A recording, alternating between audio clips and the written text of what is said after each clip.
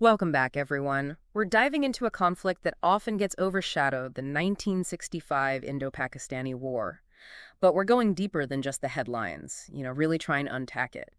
Using Nitin Gokhale's book, Turning the Tide, as our guide. It's fascinating stuff, really gets into the nitty-gritty.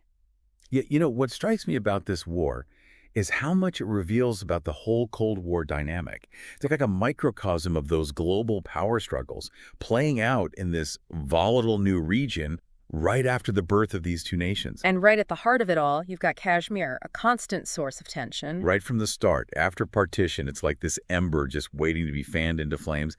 And then you factor in the U.S. arming Pakistan, the Pakistan-China alliance, starting to solidify. It's a recipe for, well, for explosion. Yeah, Pakistan, bolstered by that U.S. military aid, they really saw 65 as their moment, didn't they? They did. They thought they could just, well, not just, but they believed they could seize Kashmir quickly. It turned out to be a major miscalculation, though. What led them to that belief? I mean, was it just about the hardware, the weapons they had, or were there, deeper flaws in their strategy? I think it was a combination of things. On one hand, yeah, they had this influx of modern weaponry from the U.S., but there was also this underlying assumption that India wouldn't risk a full-blown war, especially with, the potential for the Cold War powers to get dragged in. It's like they underestimated India's capacity to push back. Yeah, they really misjudged India's resolve and ability to adapt. And we can't ignore the internal political pressures within Pakistan itself. Ayub Khan, their president at the time, he needed a victory, something to bolster his position. So a mix of overconfidence and internal politics pushing them towards this gamble. Exactly.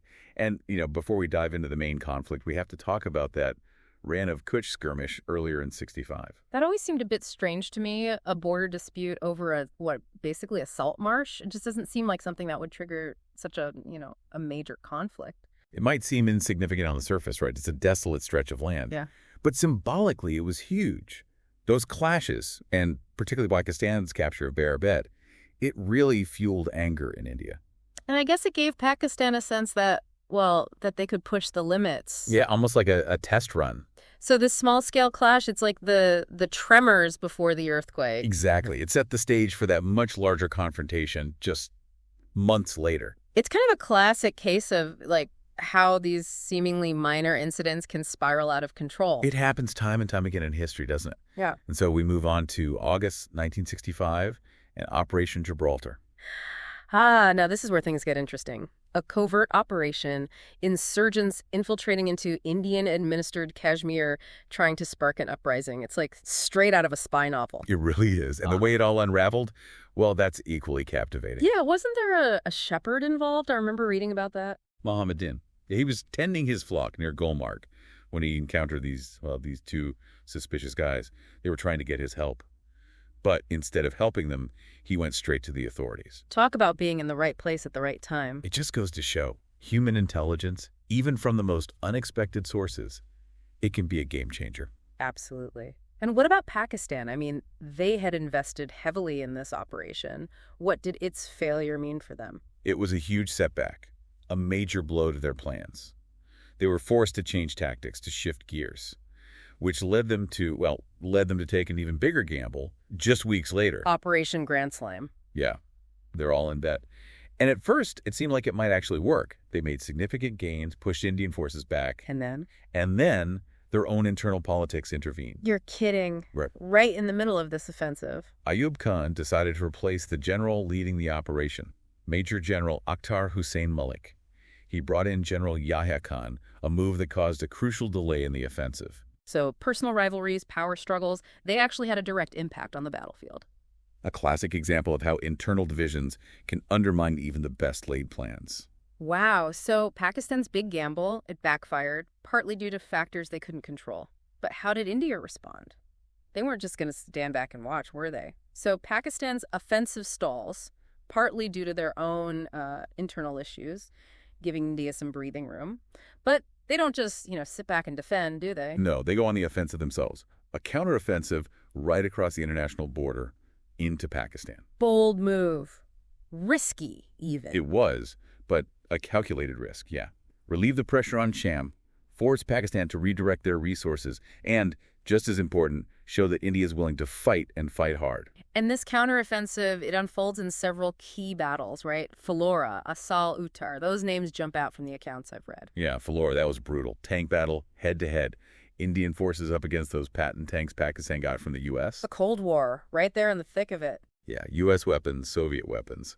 Added a whole other dimension to the conflict, that's for sure. And for India, I mean, that had to weigh on their minds, didn't it? The risk of, like, the superpowers getting involved directly? Absolutely. A delicate balance to strike, showing strength, but not, triggering a wider escalation. Makes sense. Now, Asal Uttar, that's where Havildar Abdul Hamid, becomes a legend. He does.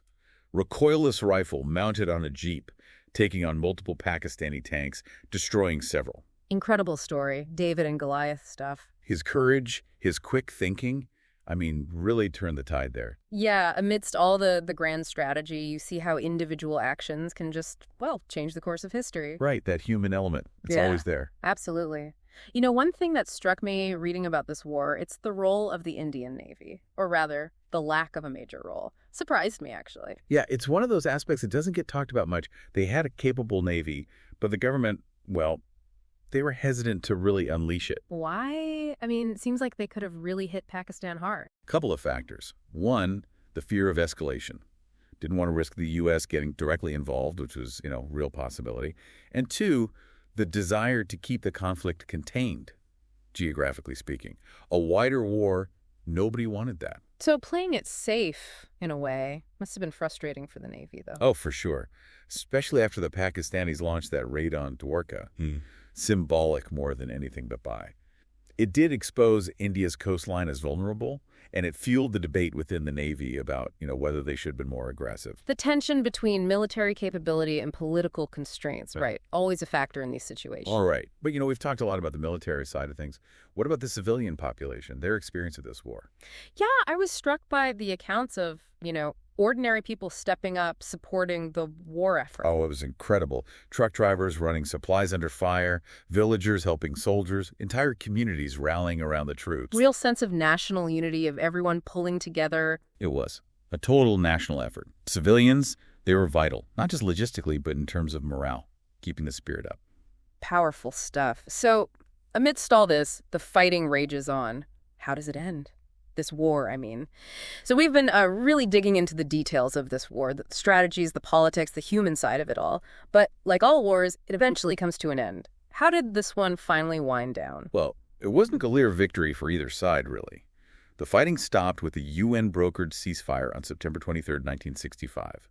Then, a few months later, in January 66, you had the Tashkent Declaration. Yeah, that's a name that always comes up, Tashkent Declaration. I gotta admit, though, I'm a little hazy on the specifics. What were the main points? Basically, a return to pre-war positions, troops withdrawing, diplomatic relations restored. They emphasized peaceful resolution of disputes, encouraged cooperation, economic, cultural exchanges. On paper, it seemed like, okay, maybe things can get back to normal. But the reactions on both sides, they were mixed. Mixed. Well, in India, there was this feeling that, they'd given up too much. They actually held more territory when the ceasefire happened. And the declaration didn't really condemn Pakistan's initial aggression. So some bitterness there. Yeah. And in Pakistan, some felt they'd been kind of strong-armed into a bad deal. So the guns go silent, but the underlying issues, the resentment, it's all still there, simmering. Exactly. Tashkent stopped the fighting, but it didn't solve the core problem, Kashmir. Setting the stage for more conflict down the road. Sadly, yeah. It's that reminder that ending a war, it's just the first step. The hard part is building a lasting peace. And that means tackling the root causes, finding a way to live with each other. Right. It's much harder, much more complex. Looking back on the 65 war, what do you see as its most significant, its legacies? For India, it was a wake-up call, no question. They realized they had vulnerabilities militarily, so big investments in modernization, reassessing their whole defense strategy. Makes sense. You realize you can't always count on others to have your back. Exactly. Self-reliance became key. And for Pakistan, it reinforced their sense of being strategically vulnerable. They learned that even with U.S. support, military force alone wasn't enough. So different lessons, but both shaped by that experience. Oh, absolutely. And I think the most lasting legacy of 65 is the hardening of that distrust between India and Pakistan. The unresolved issues, the sacrifices, the feeling of betrayal, it all fed into this rivalry that continues to this day. It's sobering, isn't it, that a war fought over 50 years ago still has such a hold. Shows how deeply conflict can shape not just policies, but the relationship between, well, between entire nations. It does, and it's a reminder, a powerful one, that we need to learn from history, understand the complexities of conflict, and really truly commit to finding peaceful solutions. The 65 War, it's a stark example of the costs of war and the constant urgent need for dialogue, diplomacy, and just peace. Well said. We've covered a lot of ground in this deep dive. The strategies, the decisions, the human stories. The 1965 war, it's often overshadowed, but it's crucial for understanding South Asia, Yeah. understanding the challenges of peace and security, not just in that region, but globally. It's a story of miscalculations, of resilience, of incredible bravery, and, yeah, that hope for a future without war. A future where we choose something different. Thanks for joining us on this deep dive. Hope you found it insightful. Until next time, keep exploring, keep asking questions, and keep learning.